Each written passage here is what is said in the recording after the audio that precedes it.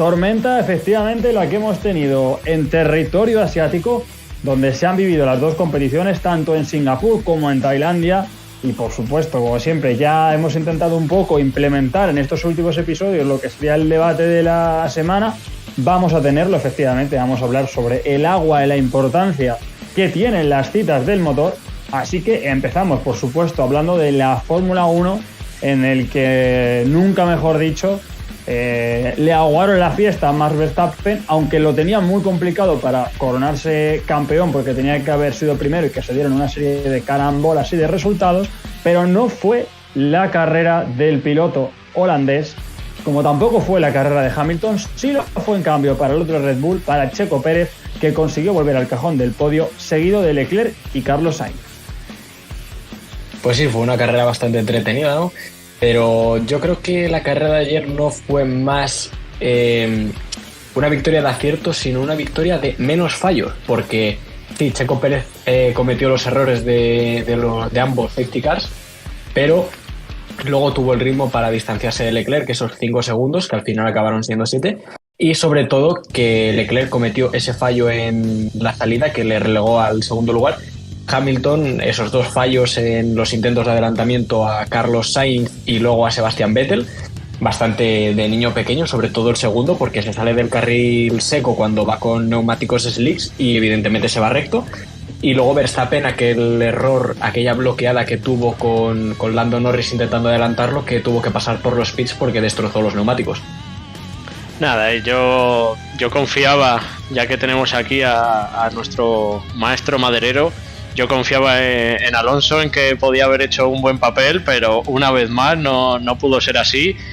Y el plan, más que en el pluf, se convirtió en el pum, porque reventaron los 2 coches y es que yo ya no sé qué tiene que hacer Fernando para poder terminar una carrera, llevarse un buen saco de puntos y poder decirle a Alex, mira, por fin, te podemos callar la boca aunque sea una vez, pero es que el cabrón siempre se la lleva consigo, ¿eh? A ver, yo creo que sinceramente lo tengo bastante fácil, Alpine me lo pone bastante fácil, no Alonso, porque volvió a demostrar una vez más que es mucho mejor piloto, no solo que su compañero, sino que muchos otros aún con peor coche, y lo demostró la clasificación.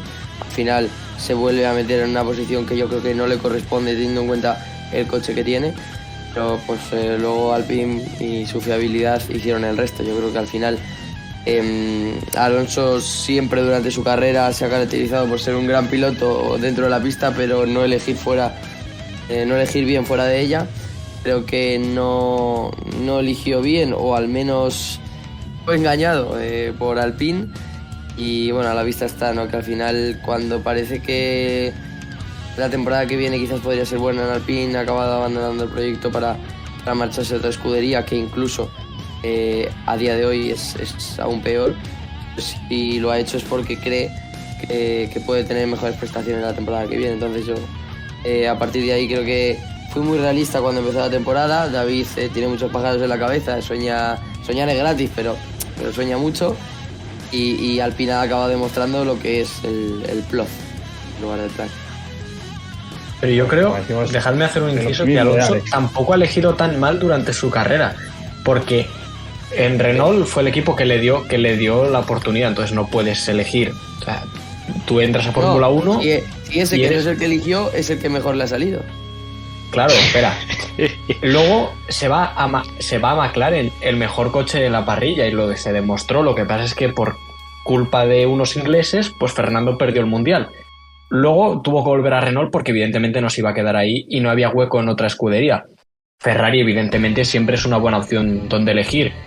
Y el proyecto que te venden de McLaren Honda tiene pinta de que iba a ser bueno, pero luego al final acabó siendo uno de los mayores fracasos de la historia de la Fórmula 1. Y por último, Alpine,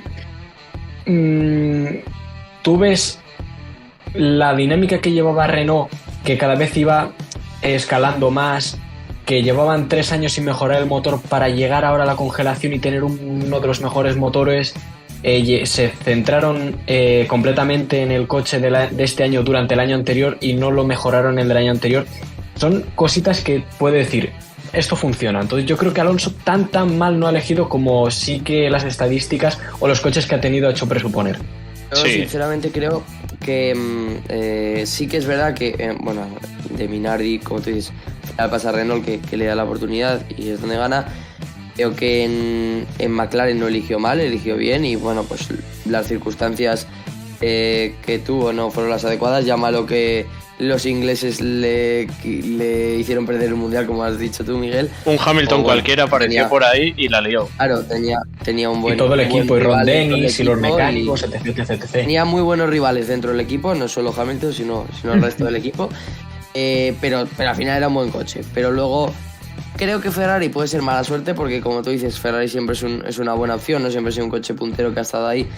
Y cuando llegó Alonso, pues Ferrari bajó el nivel. Pero luego a partir de ahí creo que un piloto con la experiencia de Alonso y con la categoría que tiene, ¿no? Después de su trayectoria, pues al final ha ido eligiendo marcas que podían llegar a ser, ¿no? Marcas que en el futuro se esperaba pero que realmente no eran una realidad. Entonces al final es siempre una incógnita, ¿no? Cada verano de Alonso era siempre una incógnita en saber si ese coche realmente iba a acabar funcionando o no. Al final ha pasado que no ha sido el caso ni en Honda ni ahora en Alpine. Veremos a ver qué tal la temporada que viene, pero yo tengo las mismas o menos confianzas en las que tenía esta temporada. Así que y además Aston Martin, déjame que diga, lo único bueno que tiene Aston Martin, que es ese alerón trasero con esas circunferencias en los laterales que no permite que el flujo de aire se pierda, es lo único bueno que tiene, que genera mucha carga aerodinámica. Lo han prohibido para la temporada que viene, entonces lo único bueno que tiene Aston Martin se lo han quitado. Entonces veremos a ver el año que viene que se inventa Castrol Martin para darle a Fernando un coche por lo menos que pueda puntuar regularmente, ¿no? Era un coche en pañales y ahora es un coche en pelotas, podríamos decir, ¿no? Sí, pero además muy por hacer. Ojalá que el tema que ha salido del límite financiero y demás no traiga muchas malas noticias, porque ya lo que hacía falta, fichar por Aston Martin, que se hayan saltado el límite financiero y que le sancionen durante 1 o 2 años sin poder evolucionar el coche. Ya sería la guinda al pastel, vamos, sería espectacular. No, la sanción de la que se habla es tanto económica como limitación del túnel de viento.